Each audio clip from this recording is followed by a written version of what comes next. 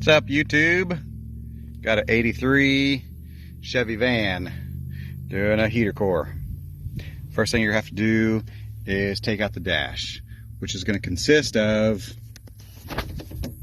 a row of Phillips screws across the top of the dash. I think there's 8 of them. So grab your Phillips and zip those out.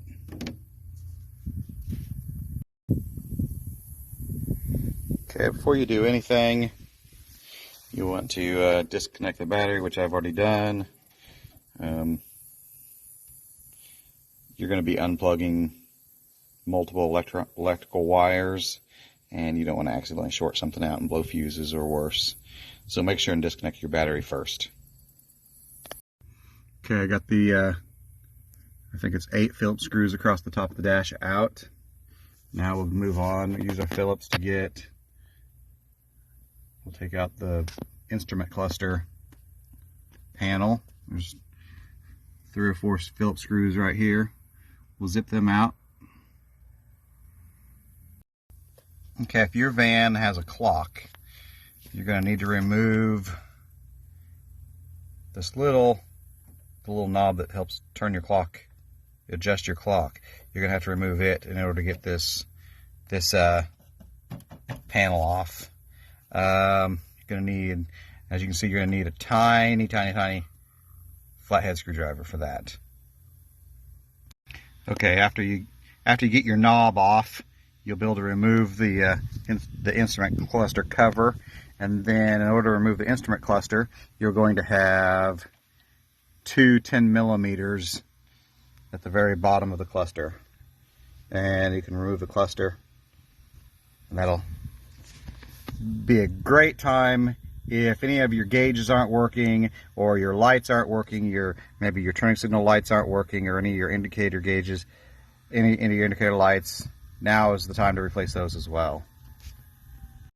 Okay, we got our 2 10mm out on the bottom, so now all your gauges should be loose. So kind of gently pull and wiggle your gauges out. They're going to be tight in there because you've still got some wires hooked up and a speedometer cable.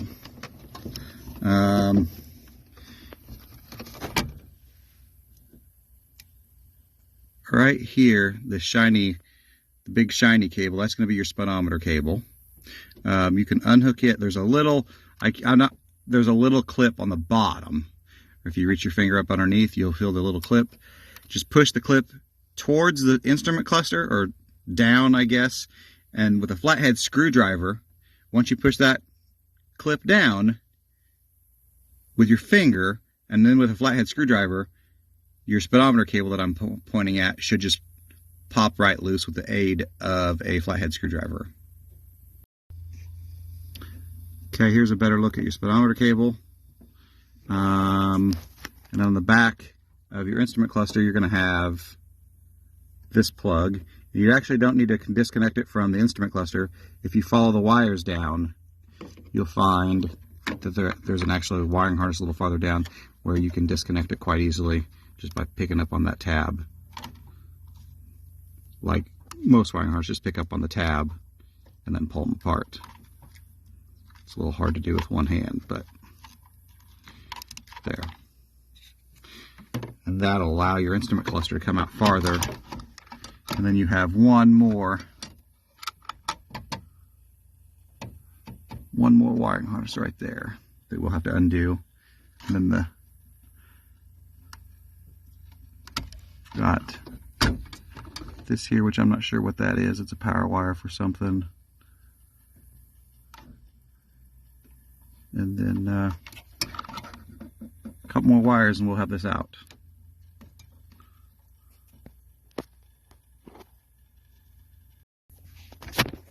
Okay, a better view of the back side of your instrument cluster.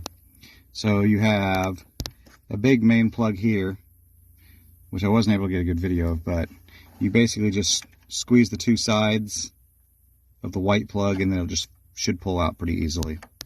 And then you have your hot wire for your clock, and then a ground wire right here with a Phillips screwdriver. So a Phillips, and then this should, with a little prying and tugging, we should just come off with a flathead. There, that came off pretty easy. And then a Phillips, which I've already loosened that. And now your instrument cluster is free.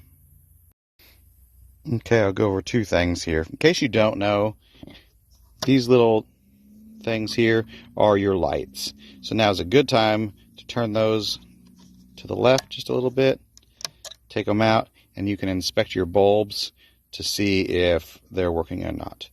Now is a really good time to upgrade all your bulbs, replace the bad ones, make sure all your lights are working.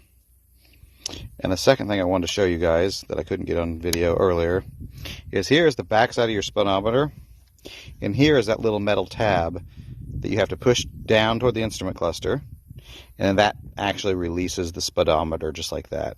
So when you're pulling off the speedometer cable, push that down, then with a flathead screwdriver or a little tugging, you can get your speedometer cable loose. Next thing you want to do, grab your 10 millimeter. You've got a row of 10 millimeters across the bottom of your dash. I'll get those out. Okay, underneath the dash, you're going to see these two 15 millimeter bolts. You're going to need to remove those in order to drop the steering column down a little bit, as well as pull the shifter down into drive or low gear to give your dash plenty of clearance. Okay, I got all the 10 millimeters out from underneath the dash, including the two that hold the hood thing, the hood pole on, and the dash is pretty loose. It's pretty much ready to come out. But before you pull the dash out, you're going to have to unhook your headlight switch, which the trick to that is right on top. It's in the back. On the top of the headlight switch is a little spring with a button on it. Right there, just to the left of that wiring harness. If I can get my camera to focus on it, and that's a pretty good shot right there. You see the little spring right there? Push that little spring down and it will release the headlight switch for you. Okay, my van has the factory radio, and in order to remove the dash, you're going to have to disconnect the radio. It's pretty simple. You've got, just give these little knobs a tug, and then this knob a tug, and those knobs will come right off. Same for the passenger side. And then with a 12 millimeter wrench, I'm going to remove this one nut, and that should allow the radio to fall back into the dash and disconnect the radio from the dash. And then you can just remove the dash from there. Okay, the next thing you need to do to remove your dash from the G20 is these three. There's two on the bottom, one on the top. Remove those three screws to disconnect your climate control.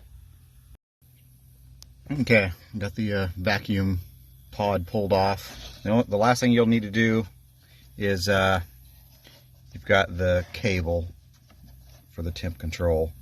This little piece of plastic here, little screwdriver, you'll want to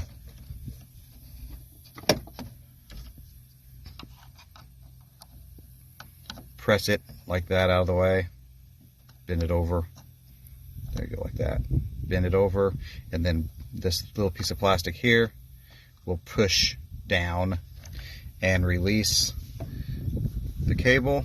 I'll flip this thing over and you'll be able to see where the cable attaches. You've got this little locking washer. You'll have to remove that little locking washer. That's a real pain in the dick. You'll have to be careful there and gently work that washer loose. It's a plastic, the washer's set on a plastic shaft. You certainly don't want to break the plastic shaft. So be really careful as you gently work this locking washer off.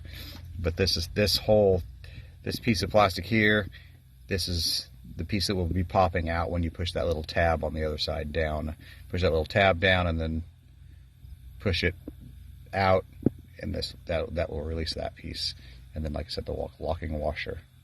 And you should be done with the climate controls.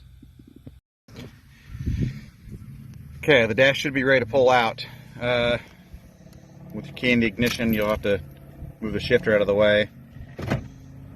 That will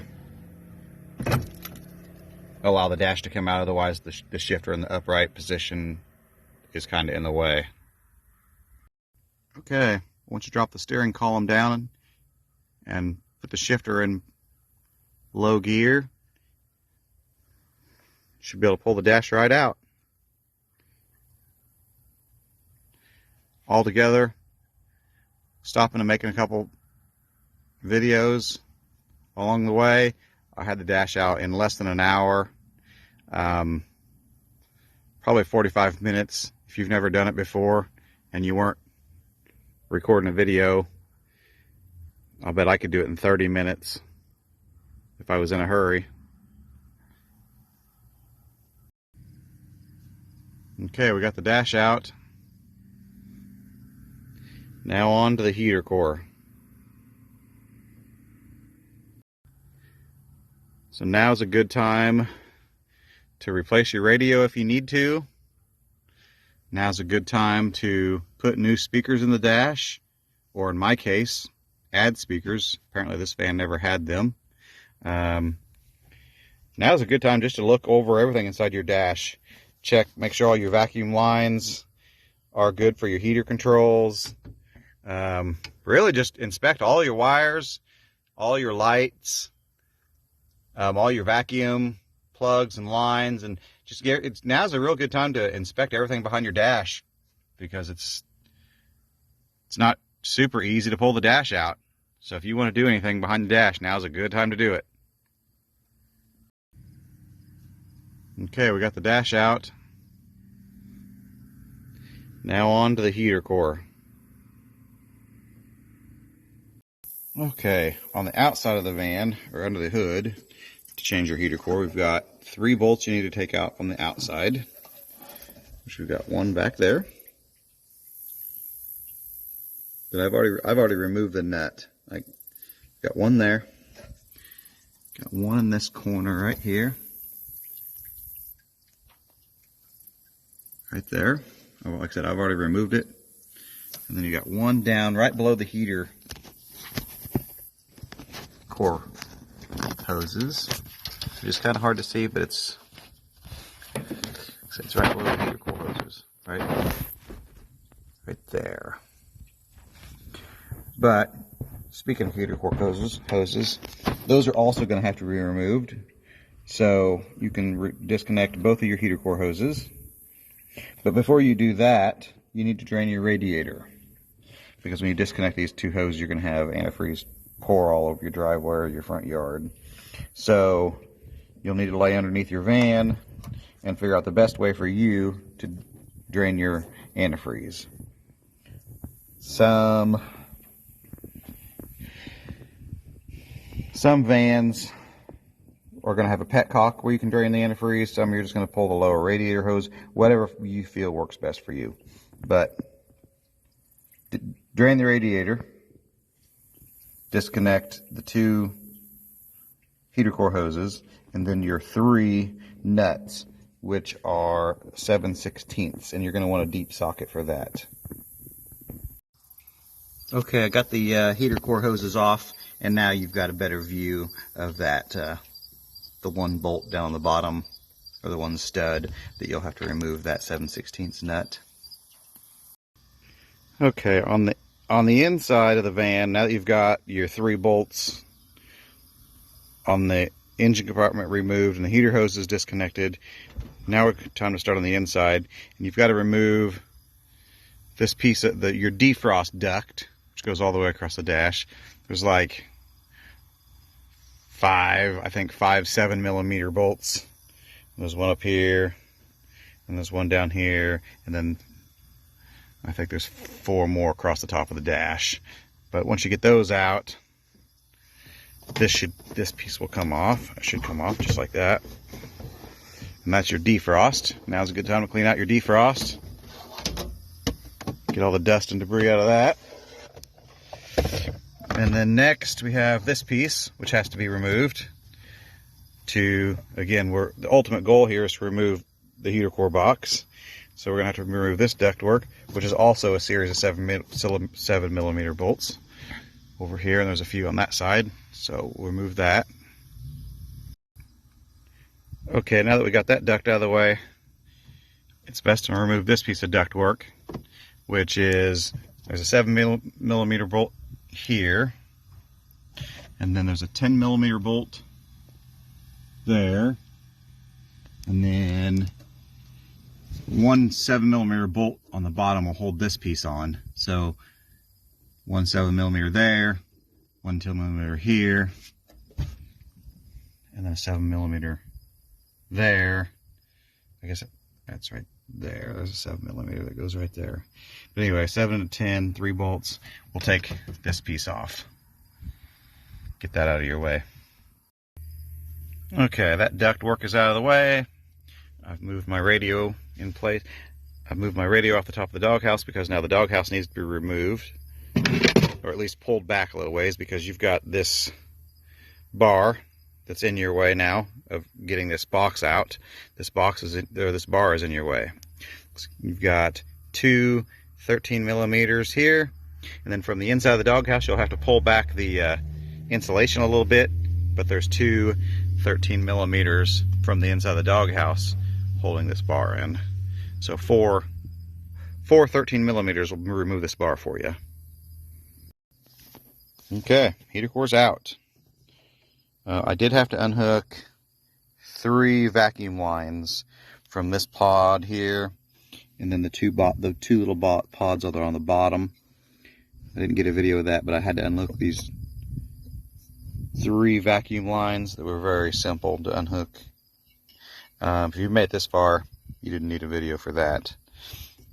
Looks like the last thing to do is disconnect the cable from this little bracket here, and then you're going to have right here another one of those kind of locking washers that are kind of a pain in the dick.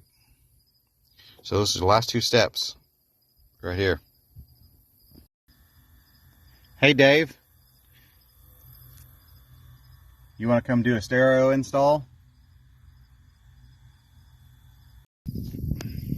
Okay, I got the heater core over here on the workbench, and what you're going to want to do is remove all of these 6.5mm screws. There's a row across the top. There's some hidden behind this foam. There's a row across the bottom. When you take this foam off, I've already removed the foam, but you got to be real careful. Take your time. Just gently peel off the foam. Try not to damage it. If you did damage it, it's just foam. I'll bet you could make your own gasket. I bet you could go to a fabric shop and buy some foam and build your own gasket if you really needed to. I was able to take my time and peel mine off and salvage it, get it off all in one piece. So, got more 6.5mm here. So, take all those 6.5mm off, and then inside here should give you full access to your heater core. Got all my screws out of the front. It's pretty loose except for this side over here, and you'll have to remove these 2 screws, and then it should come right apart. Well, congratulations. Got the box apart, and you have made it to the final stage of the heater core boss. You are 4 screws away. 1, 2, 3, 4. 4 screws away. Okay, there we are. Box is open. Congratulations. If you've made it this far, You're on the last level of the heater core boss. You have 4 screws away, 1 in each corner. 1, 2, 3, 4. 4 screws away from defeating the heater core. Okay, there she is. Heater core's out. As you can see, mine was definitely leaking, definitely causing a lot of corrosion. It was a long time coming. I would say this was a 2-hour project. Got a lot of crap in the bottom of my heater core box there. Yeah, this is probably a 2-hour project to take it out. I'd say close to an hour, take the dash out, and close to an hour to pull the heater core out. Now that is using an impact. If you don't have some type of impact driver, buy one. If you're going to be doing this job and you don't own an impact driver of some sort of battery powered impact driver, buy one. This job alone will pay for it.